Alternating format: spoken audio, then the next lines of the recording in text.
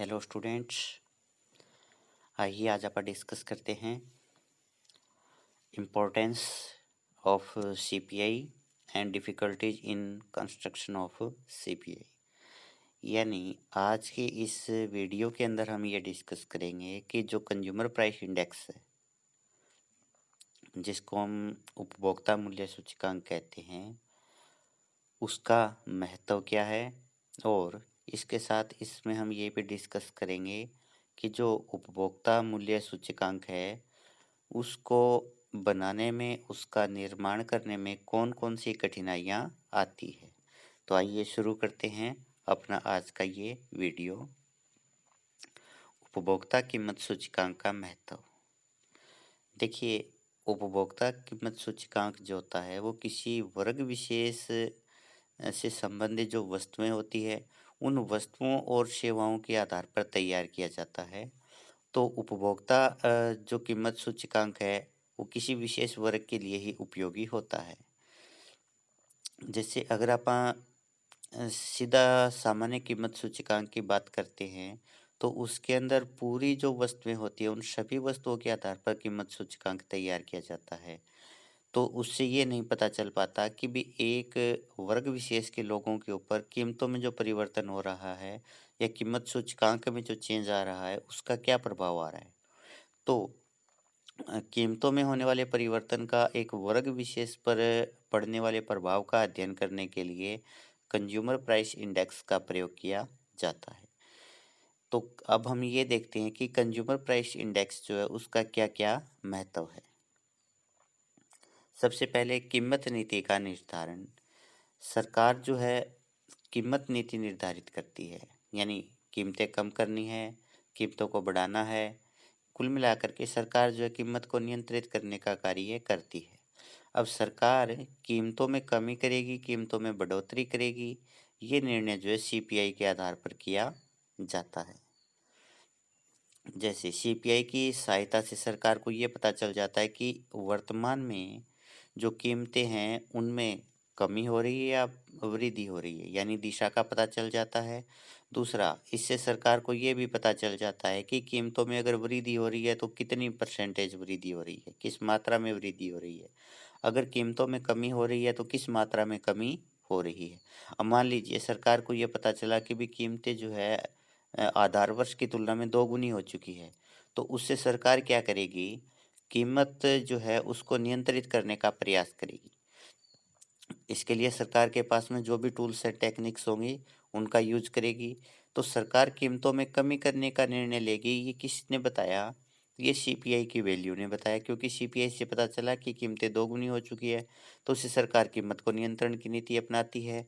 अगर ये लगता है सरकार को भी कीमतें बहुत ज़्यादा गिर चुकी है, इसका मतलब प्रोड्यूसर को लॉस हो रहा है, तो फिर सरकार जो है कीमतों को बढ़ाने के बारे में भी निर्णय लेती है। इसके अलावा सरकार जो है दोहरी कीमत नीति भी अपना सकती है।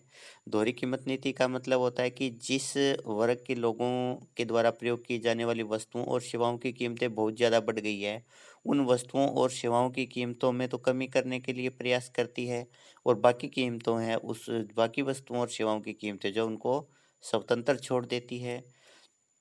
इसके अलावा जो गरीब वर्ग के लोग होते हैं, उन वर्ग के लोगों को महंगाई से बचाने के लिए उनको जो है सस्ती वस्तुएं भी सरकार प्रदान करती है। इसके अलावा राशनिंग से संबंधित जो नीति है वो भी सरकार जो है सीपीआई के आधार पर अपनाती है। तो इससे सरकार जो है कीमत नियंत्रण की नीति का निर्धारण करती है, उसमें सीपीआई काफ़ी सरकार की मदद करता है।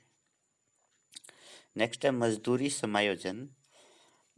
अब सीपीआई की सहायता से सरकार जो होती है वो महंगाई भत्ते से संबंधित निर्णय करती है, क्योंकि जैसे-जैसे कीमतें बढ़ती चली जाती है, वैसे-वैसे लोगों का जीवन स्तर कम होता चला जाता है। इसके पीछे कारण ये है कि कीमतें बढ़ने से वास्तविक आय जो होती है उसमें कमी होती है।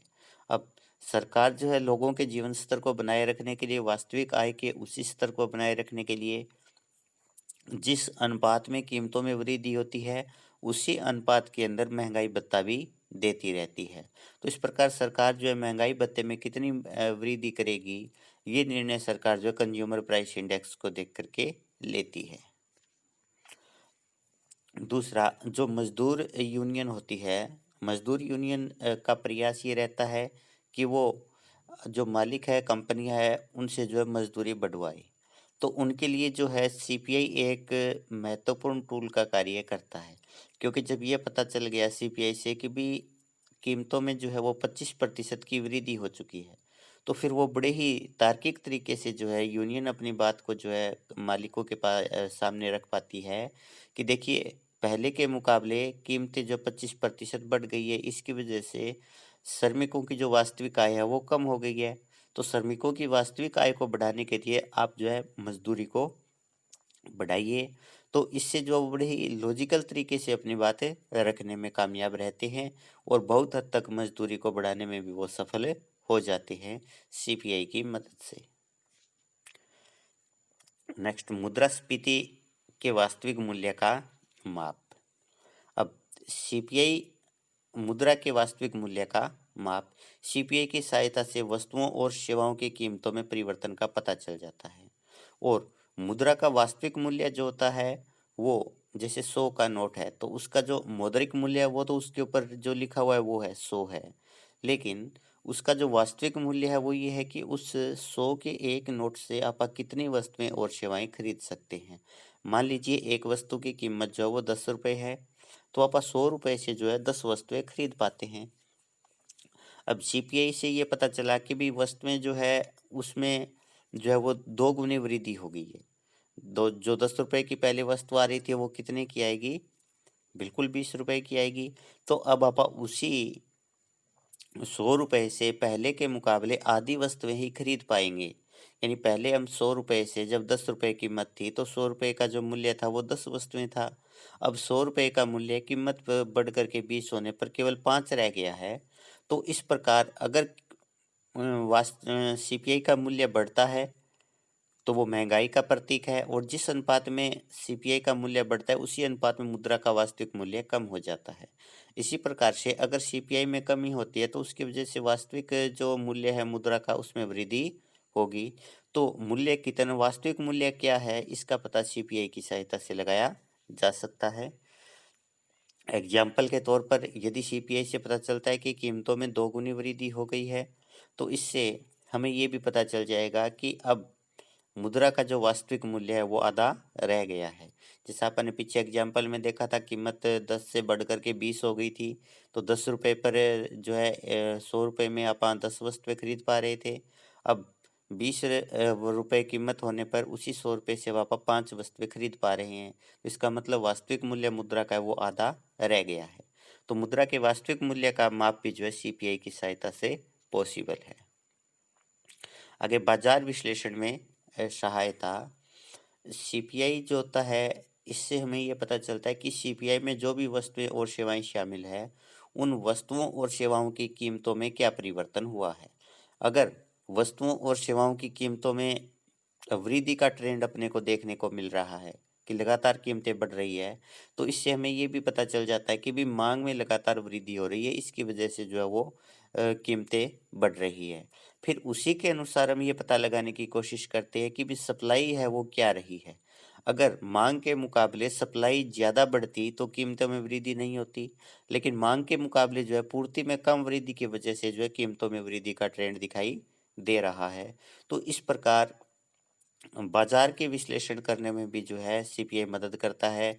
सीपीआई के आधार पर हम इस बात का विश्लेषण कर सकते हैं कि मांग जो उसमें क्या परिवर्तन हुआ है, सप्लाई है उसमें क्या चेंजेज आए हैं। नेक्स्ट, राष्ट्रीय आय अपस्पायक। राष्ट्रीय आय अपस्पायक का मतलब होता है कि जो आधार वर्ष होता है, आधार वर्ष की तुलना में वर्तमान वर्ष के अंदर जो वस्तुएं और सेवाएं हैं उनकी कीमतों में क्या परिवर्तन हुआ है। तो सीपीआई की सहायता से जो है हमें इस बारे में पता चल जाता है कि आधार वर्ष की तुलना में वर्तमान वर्ष में कीमतों में क्या कितना परिवर्तन हुआ है, जिससे हम आधार वर्ष और वर्तमान वर्ष की जो राष्ट्रीय आय है उस आय में हम तुलना कर सकते हैं। वास्तविक राष्ट्रीय आय के बारे में हमें पता चल जाता है, तो हम वास्तविक राष्ट्रीय आय की तुलना सीपीआई की मदद से कर सकते हैं।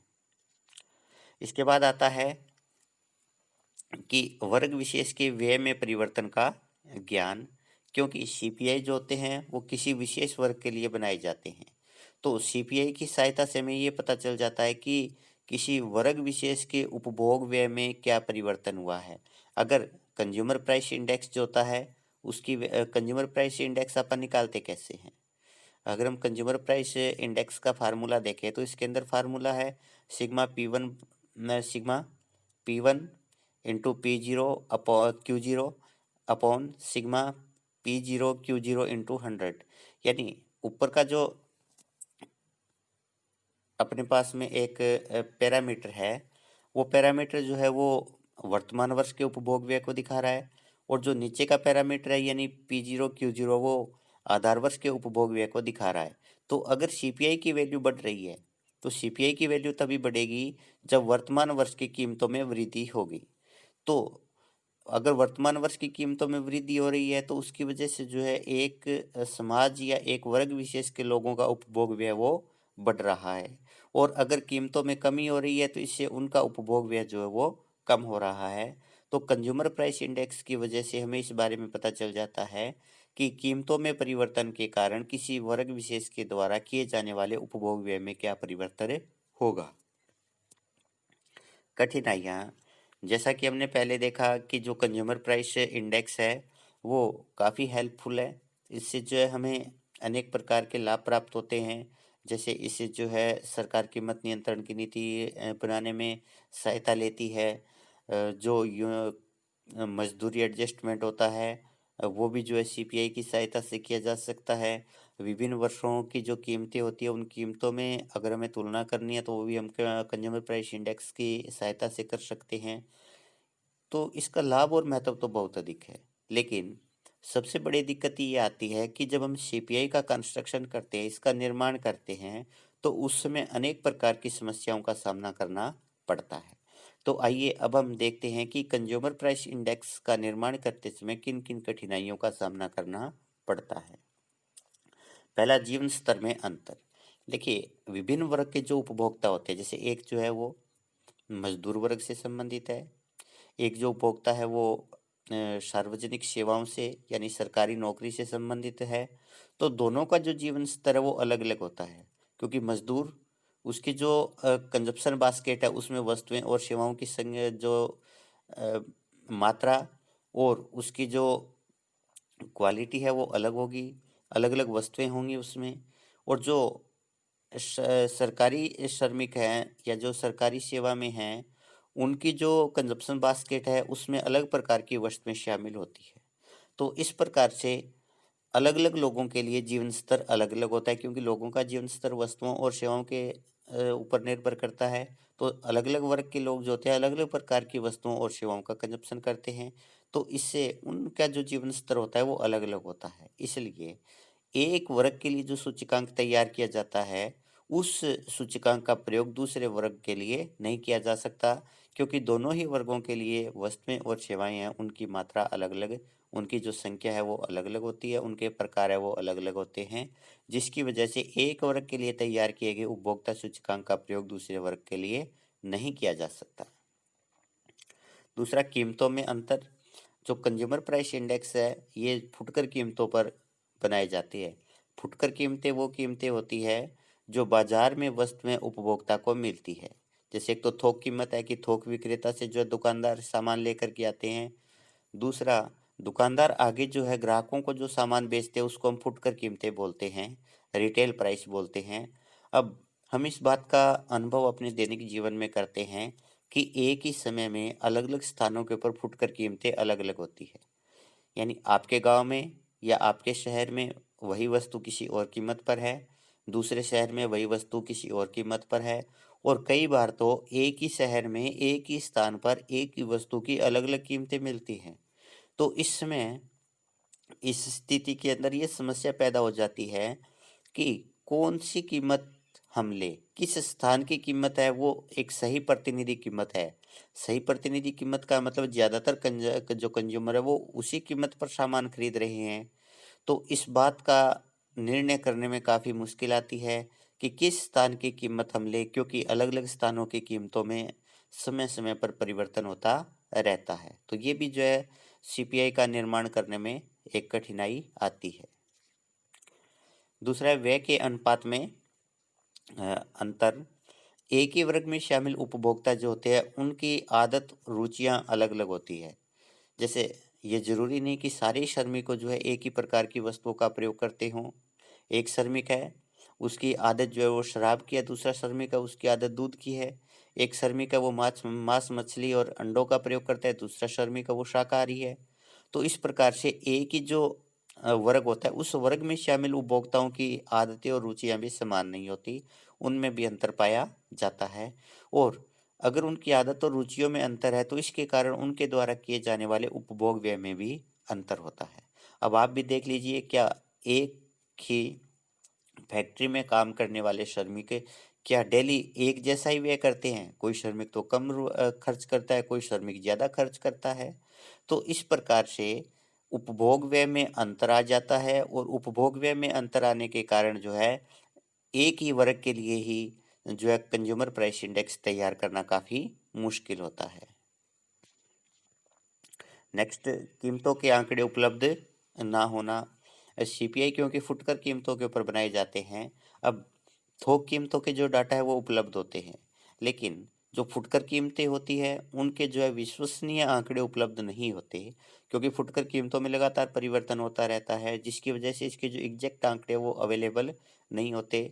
और एग्जैक्ट आंकड़े अवेलेबल न होने की वजह से कंज्यूमर प्राइस इंडेक्स को तैयार करने में कठिनाइयाँ आती है। इसके अलावा और भी कठिनाई हो सकती है, जैसे आधार वर्ष का चुनाव करने में भी कठिनाई आती है, क्योंकि आधार वर्ष जो होता है वो जो है एक सामान्य वर्ष होना चाहिए। दूसरा आधार वर्ष जो होता है वो वर्तमान वर्ष से ज़्यादा दूर नहीं होना चाहिए। तो इस प्रकार से आधार वर्ष का चुनाव करने में भी कठिनाई आती है। तो इन वजहों से जो है कंज्यूमर प्राइस इंडेक्स काफ़ी महत्वपूर्ण होने के बावजूद भी उसका निर्माण करते समय अनेक कठिनाइयों का सामना करना पड़ता है। इसके साथ अपना ये जो टॉपिक है वो समाप्त होता है। धन्यवाद।